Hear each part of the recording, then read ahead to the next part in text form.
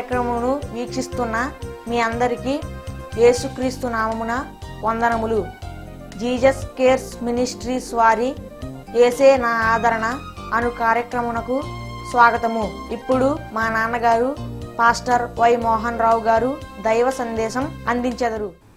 ప్రభునందు దేవుని బిడ్డలారా, దేవుని యొక్క వాక్యాన్ని చదువుకోవడానికి దేవుడిచ్చినటువంటి ఈ గొప్ప మహా సదవకాశాన్ని బట్టి దేవునికి ముందుగా కృతజ్ఞతాస్తుతులు చెల్లించుకుంటూ ఉన్నాను. అంతేకాకుండా ప్రతి వారము కూడా తూచా తప్పకుండా దేవుని యొక్క వాక్యాన్ని మీరు శ్రద్ధతో వినుచున్నందుకు దేవుని తరఫున మీ అందరికీ శుభాభివందనాలు తెలియచేస్తూ ఉన్నాను. ఎందుకనంటే ఈ చివరి గడియలలో దేవుని రాకడ సమయంలో ప్రతి వారు కూడా దేవుని యొక్క వాక్యాన్ని ఈ టీవీ కార్యక్రమం ద్వారా అనేక ఛానల్స్ ద్వారా దేవుని యొక్క వాక్యం ప్రతి వారి ఇంటిలోనూ కూడా నివసిస్తూ ఉంది.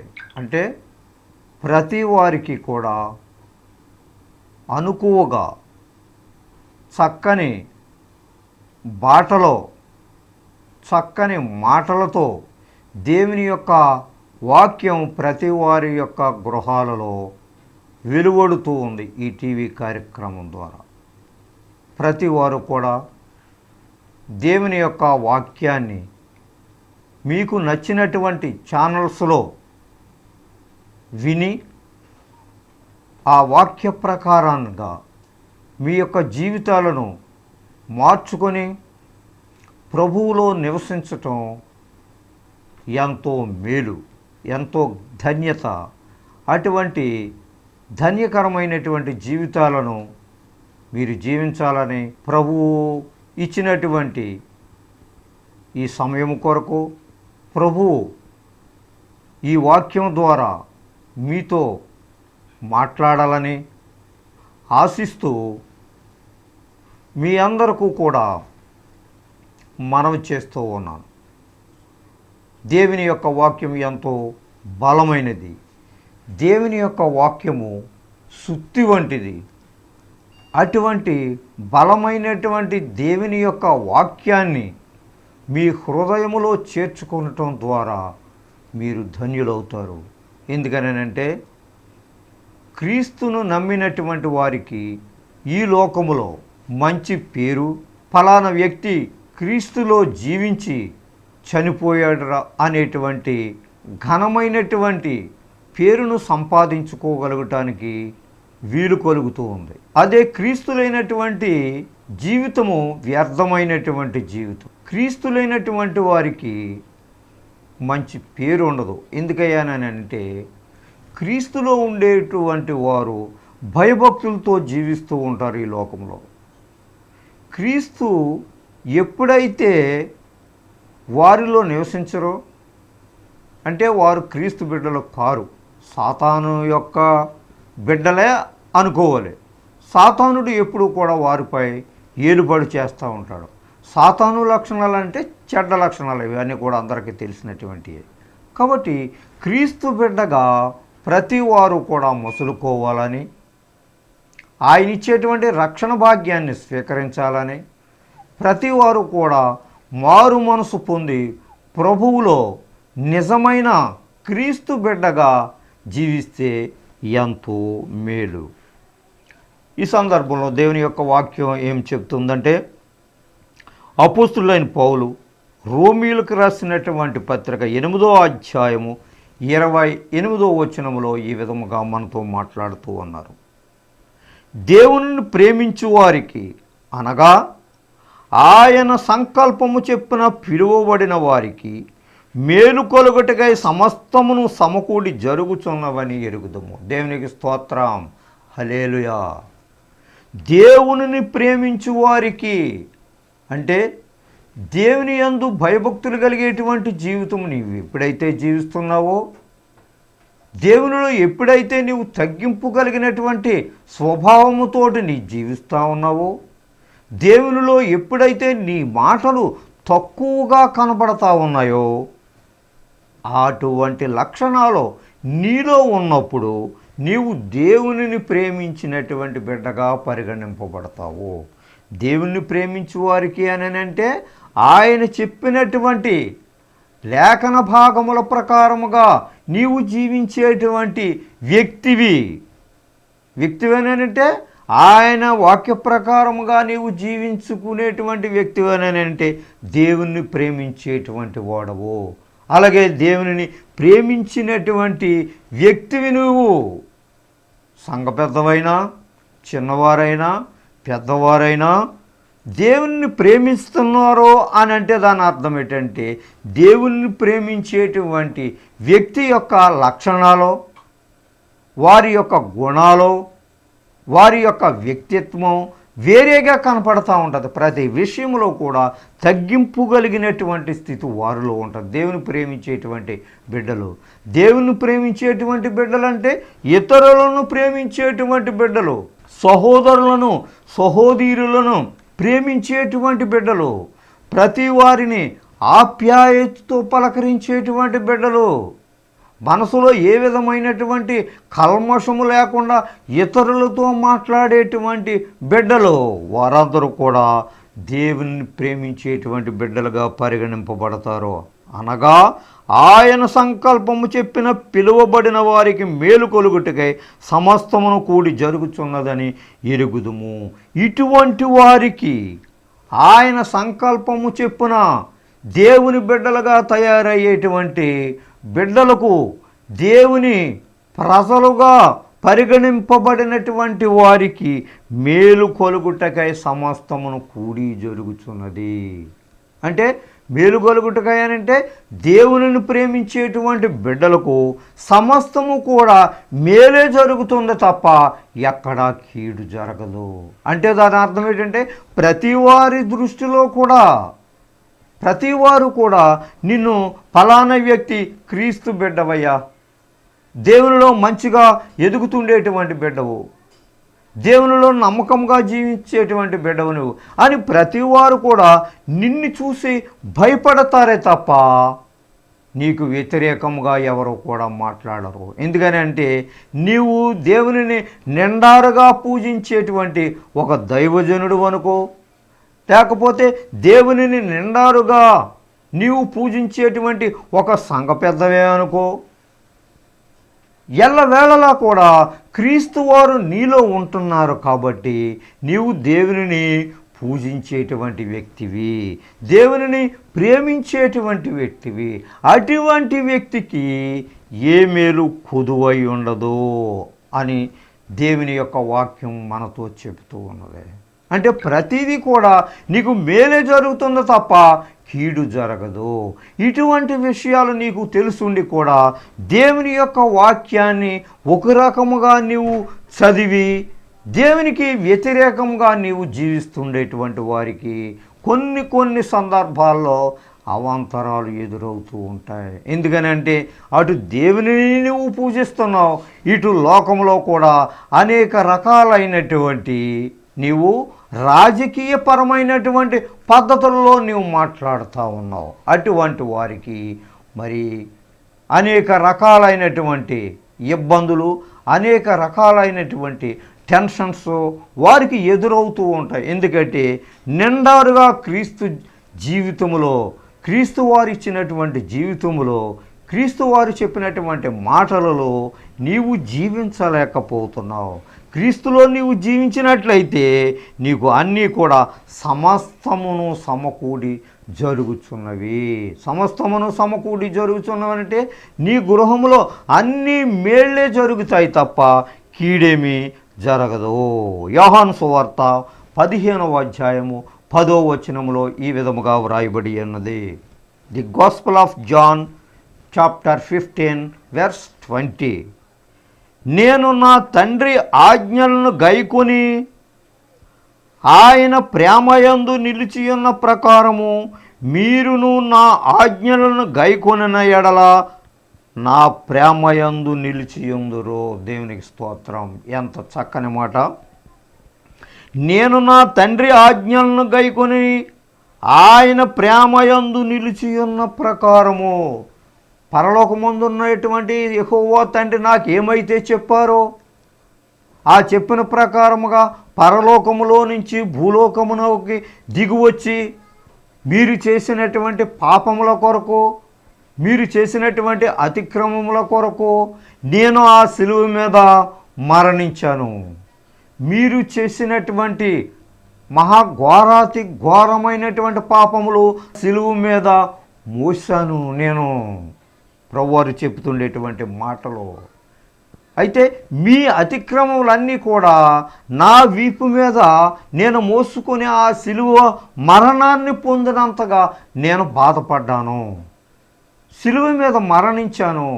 అనేకుల చేత దూషించబడ్డాను, అనేకుల చేత హింసించబడ్డాను. ఎందుకనంటే నా తండ్రి చెప్పినటువంటి ఆజ్ఞ ప్రకారముగా నేను ఈ భూలోకమునకు వచ్చాను. ఎవరి కోసమనంటే మీకోసమే, మిమ్మల్ని రక్షించటానికి. ఆయన మరణము ద్వారా మనందరకు కూడా రక్షణ కలిగి ఉన్నదనేటువంటి సంగతిని మీరు మర్చిపోవద్దు. ఆయన ఇచ్చేటువంటి ఆ పాపముల కొరకు, మనం చేసినటువంటి పాపముల నిమిత్తమే ఆయన మన కొరకు సిలువ మీద మరణించారు అనేటువంటి సంగతిని క్షణము కూడా గుర్తు చేసుకోవలసినటువంటి వారమై ఉన్నాము. ఇదంతా ఎవరి చిత్తానుసారముగా జరిగింది? పరలోకమందుండేటువంటి ఆ తండ్రి చిత్తానుసారముగా జరిగినటువంటి క్రియ ఇది. ఆయన ఇచ్చేటువంటి ఆజ్ఞల ప్రకారంగా జరిగింది. భూలోకమునకు మన కొరకు వచ్చి మన పాపముల నిమిత్తమై ఆయన చనిపోయారు. కాబట్టి ఆ ప్రకారముగా ఎలాగైతే సిలువ మరణాన్ని పొందారో, మనకు మారు మనసును ఎలాగైతే దయచేశారో, ఆయన రక్షణ భాగ్యాన్ని ఏ విధముగా అయితే మనకి ఇచ్చారో ప్రభువారు, ఆ ప్రకారంగా మీరును కూడా నా ఆజ్ఞలను గైకొనిన ఎడల నా ప్రేమయందు నిలిచియుందురు. దేవునికి స్తోత్రం. చూసారా, దేవుడు చేసినటువంటి ఆ గొప్ప మహా ఆశ్చర్య కార్యములు ఆయనకే తగినవి. మనం ఈ బైబిల్ గ్రంథము ద్వారా ఆయన చేసినటువంటి ఆ గొప్ప మహా ఆశ్చర్య కార్యాలను మనం చూస్తూ ఉన్నాం. మన కన్నులారా చూసాం ఇవన్నీ కూడా. అటువంటి ప్రేమ మనము కలిగి ఉండాలి. దేవుడు చేసినటువంటి ఆ క్రియ ఏ విధంగా అయితే ఈ భూలోకంలో చేశారో, కొంత కోపతే కొంత అయినా కానీ మన ద్వారా ఇతరులను ప్రేమించగలిగినటువంటి ఆ యొక్క మనసు కావాలి. కొంత కాకపోతే కొంతైనా ఆయన ఇచ్చేటువంటి ఆజ్ఞలు ప్రకారంగా మనము జీవించాలి.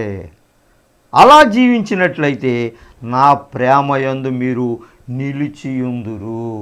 చూసారా, దేవుడు చెప్పిన ప్రకారముగా దేవుడు ప్రేమించినటువంటి మనుష్యులు ఏ రకముగా అయితే ఈ భూలోకములో రక్షించబడ్డారో, ఆయన కృప ద్వారా దేవుడు చేసినటువంటి ఆశ్చర్య కార్యాలు ఈ లోకములోనేటువంటి మనుష్యులకు ఏ విధముగా చేశారో అంటే, కుంటివారికి తగినటువంటి కాళ్ళను, గుడ్డివారికి చూపును, కుష్ఠరోగులను బాగు చేయటం, ఆ క్రియలన్నీ కూడా దేవుని యొక్క ప్రేమ ద్వారా, దేవుని యొక్క మాట ద్వారానే జరిగాయి. ఇవన్నీ కూడా బైబిల్ గ్రంథంలో మనకు తెలుసు.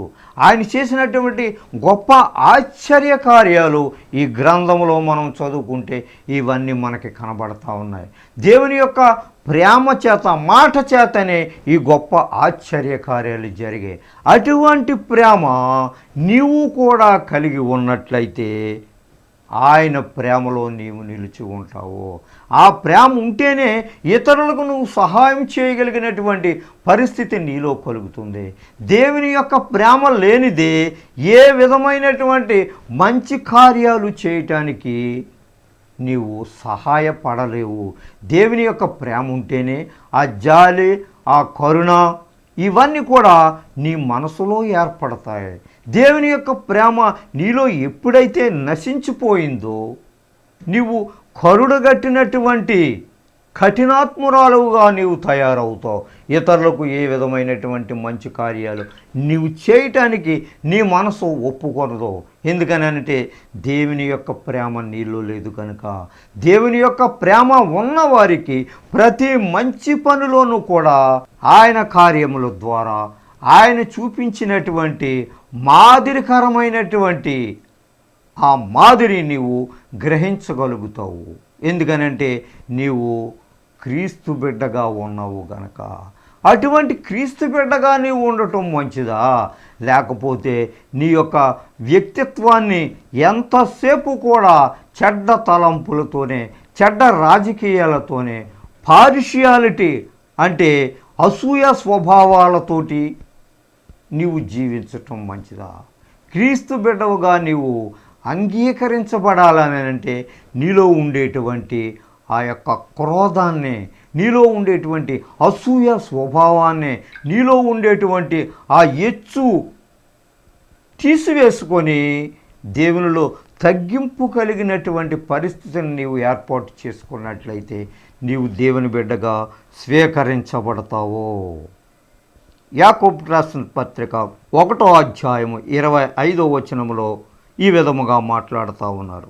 స్వాతంత్ర్యమునిచ్చు సంపూర్ణమైన నియమములో తేరిచూచి నిలకడగా ఉండివాడెవడో వాడు విని మరచువాడు కాక క్రియను చేయువాడయుండి తన క్రియలలో ధన్యుడగును. దేవునికి స్తోత్రం.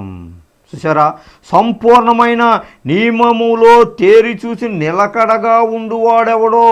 దేవుని యొక్క వాక్య ప్రకారంగా, దేవుని యొక్క వాక్యం ఏమైతే చెప్తా ఉందో, బైబిల్ గ్రంథం ద్వారా నీతో ఏ విధమైనటువంటి మాటలు మాట్లాడుతూ ఉన్నారో, దైవజనుడి ద్వారా నీలో ఏ విధమైనటువంటి మాటలు మాట్లాడుతూ ఉన్నారో, సువార్థికుల ద్వారా నీతో ఏ విధముగా అయితే బైబిల్ గ్రంథంలో ఉండేటువంటి మాటలను మీకు వివరిస్తూ ఉన్నారో, వాటిలో సంపూర్ణముగా నివసించువాడే, నిలకడగా ఉండువాడే, ఆ మాటల ప్రకారంగా నిలకడగలిగినటువంటి జీవితంలో ఈ వాక్యము నా కొరకే చెప్తుంది అనేటువంటి బుద్ధి జ్ఞానము కలిగినటువంటి మనసు నీలో ఎవడికైతే ఉందో వానికి నిలకడగా ఉండువాడెవడో.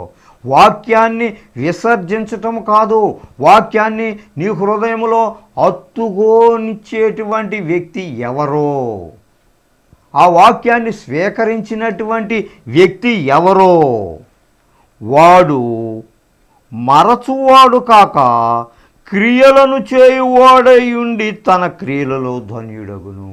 ఆ వాక్య ప్రకారంగా జీవించి క్రియలను చేయువాడెవడో, ఇతరులను చూసి నీవు అసూయపడినటువంటి మనసు, ఇతరులకు సహాయం చేయలేనటువంటి మనసు, ఇతరుల పట్ల భయంకరమైనటువంటి మనస్తత్వము కలిగినటువంటి మనసు, కఠినమైనటువంటి మనసు, జాలి ఏమాత్రము లేనటువంటి మనసు, ఎంతసేపు కూడా నీ యొక్క ఆలోచనే, ఎంతసేపు కూడా నీ యొక్క స్వార్థమే, స్వార్థమైనటువంటి మాటలు, స్వార్థమైనటువంటి పనులు, ఇతరుల పట్ల అన్యాక్రాంతముగా మాట్లాడేటువంటి మాటలు, ఇవన్నీ కూడా నీకు చెడ్డ తలంపుల ద్వారా నీ యొక్క మనసు బయటకు వెళుతూ ఉంది. నీ మనసు ఇతరులకు తెలియచేస్తూ ఉన్నది. నీ చెడ్డ క్రియల ద్వారా నీవు ఇతరులకు చెడ్డవాడుగా నీవు కనపడుతూ ఉన్నావు. ఈ లోకంలో చెడ్డ పేరును సంపాదించుకునేటువంటి నీవు క్రీస్తులో కూడా నీవు చెడ్డవాడవే. ప్రభువైన యేసుక్రీస్తు వారిని అంగీకరించలేనటువంటి వ్యక్తివు నువ్వు. యేసుక్రీస్తు వారిని నిజమైనటువంటి రక్షకుడిగా నీవు అంగీకరించినట్లయితే నీలో ఎప్పుడు కూడా మంచితనమే కనపడుతుంది, దయాగుణము కనపడుతుంది, కరుణ కనపడుతుంది, ఇతరులను ప్రేమించగలిగేటువంటి మనసు కనపడుతుంది. ఒకవేళ ఎవరైనా ఇతరులు నిన్ను చెడ్డవారు అని అనటానికి వీలు లేదు. ఎందుకనంటే క్రీస్తు యొక్క పనులు నీవు చేస్తూ ఉన్నావు కాబట్టి, ఆయనలో సంపూర్ణమైనటువంటి జీవితాన్ని జీవిస్తూ ఉన్నావు కాబట్టి, క్రీస్తులో నీవు నిలకడగా జీవిస్తున్నావు కాబట్టి నిన్ను ఎవరు కూడా చెడ్డ దాసుడని అనరు.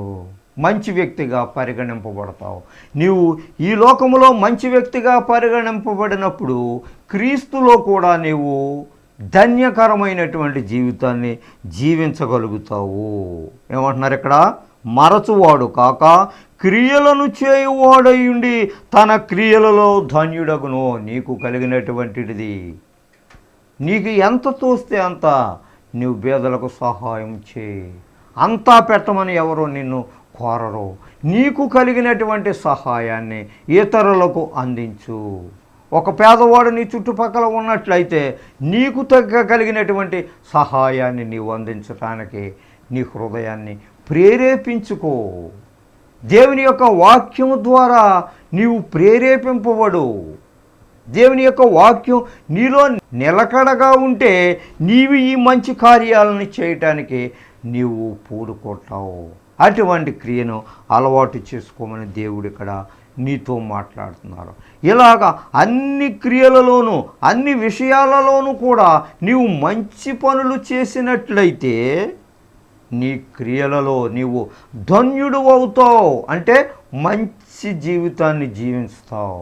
ఏ విధమైనటువంటి డాగు మచ్చ లేనటువంటి జీవితాన్ని జీవించగలుగుతావు. తద్వారా ప్రభువారు ఇచ్చేటువంటి ఆశీర్వాదాలను నీవు పొందుకుంటావు. నీవు అర్హుడవు. You are worthy. నీవు అర్హుడవు ప్రతిదానికి కూడా. ఎందుకనంటే క్రీస్తులో నీవు జీవిస్తూ ఉన్నావు కనుక. దేవునికి స్తోత్రం. 1 యోహాను 3:22 ఈ విధంగా మాట్లాడుతున్నారు. 1 John 3:22 మరియు మనం ఆయన ఆజ్ఞలను గైకొనుచు ఆయన దృష్టికి ఇష్టమైనవి చేయుచున్నాము గనుక. చూసారా, ఆయన యొక్క ఆజ్ఞలను గైకొనుచు. ఆ బైబిల్ గ్రంథంలో మాటలు ఏమైతే చెప్తా ఉన్నారో, దేవుడు ఏమైతే మనతో మాట్లాడుతూ ఉన్నారో వాటి ప్రకారముగా చేయుచు, ఆయన యొక్క ఆజ్ఞలను గైకొనుచు, ఆయన దృష్టికి ఇష్టమైనవి చేయుచున్నాము గనుక మనమేమి అడిగిననో అది ఆయన వలన మనకు దొరుకును. దేవునికి స్తోత్రం. నువ్వు మంచి పనులు చేస్తున్నావు గనక, మంచి బిడ్డలకు సహాయం చేయటానికి పూనుకుంటున్నావు గనక, ఇతరుల పట్ల జాలికరమైనటువంటి పనులు నువ్వు చేస్తున్నావు గనక ఇవన్నీ కూడా దేవుని దృష్టిలో మంచి కార్యాలే. దేవుని ప్రేమ కలిగి నువ్వు చేస్తున్నావు కనుక మనం ఏది అడిగిననో అది ఆయన వలన మనకు దొరుకును. నువ్వు మంచి పనులు చేస్తున్నావు కనుక దేవుడు నీకు మంచి పనే చేస్తాడు. ఏ విధమైనటువంటి ఆపదల్లో ఉన్నా, ఏ విధమైనటువంటి అవాంతరాలలో ఉన్నా అటువంటి అవాంతరాలను పైకి నుంచి లేవనెత్తేటువంటి దేవుడు, ఆపదల నుంచి పైకి లేవనెత్తేటువంటి దేవుడు, కష్టాల నుంచి లేవనెత్తేటువంటి దేవుడు. ఎందుకనంటే నీవు ఇతరుల పట్ల అనేక రకాలైనటువంటి మంచి కార్యాలు చేసావు కనుక నీ ఆపదలన్నిటిలోనూ కూడా ఆయన పైకి లేవతీసేటువంటి దేవుడు నాకున్నాడనేటువంటి విశ్వాసముతోటే ఆయనను అడిగితే అవన్నీ కూడా మనకి సహాయం చేయటానికి ఆయన సిద్ధంగా ఉన్నారు. అటువంటి కృపా దేవుడు మనందరకు కూడా దయచేయునుగాక.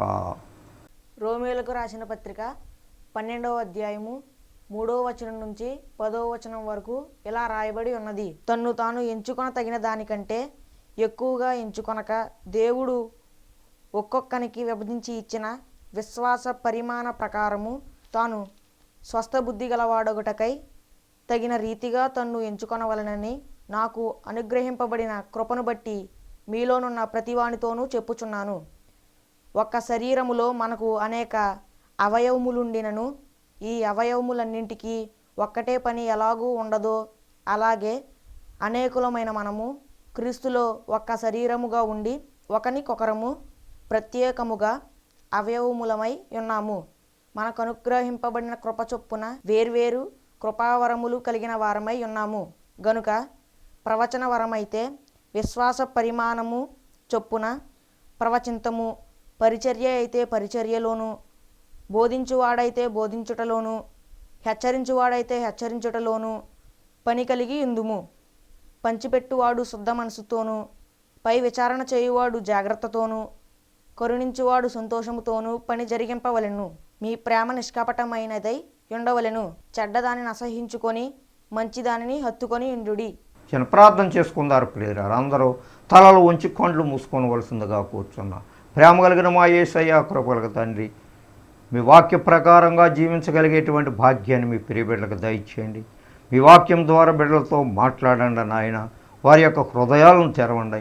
ఈ వాక్యాన్ని సాతానుడు ఎత్తుకొని పోకుండా నా ప్రభువా, మీ వాక్య ప్రకారముగా మీ ప్రియ బిడ్డలు మీ ప్రేమలో జీవించగలిగేటువంటి కృపనే ప్రతి వారికి దయచేయండి ప్రభువా. మీకు స్తోత్రములు తండ్రి. ఈ సమయంలో ఎవరైనా వ్యాధిగ్రస్తులు ఉంటే నా ప్రభువా, వారి యొక్క గాయములను కట్టండి, వారిని స్వస్థపరచండి నా ప్రభువా. కుటుంబంలో శాంతి సమాధానము లేనటువంటి వారికి మీ శాంతిని, మీ సమాధానాన్ని అనుగ్రహించండి ప్రభువా.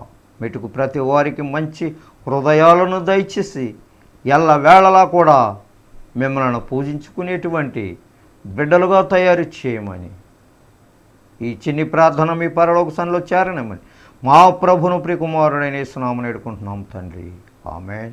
మన తండ్రి అయిన దేవుని ప్రేమ, కుమారుడైన యేసుక్రీస్తు వారి యొక్క కృప, పరిశుద్ధాత్మ యొక్క అన్యోన్య సహవాసము మనకును ఆయన నమ్మిన బిడ్డలకును, ముఖ్యముగా మీ వాక్యాన్ని వినిచున్న మీ ప్రియ బిడ్డలపై మీ మెండైన దీవెనలతోటి నింపుముగాక. Amen. God bless you all. మీ అందరికీ నా వందనములు.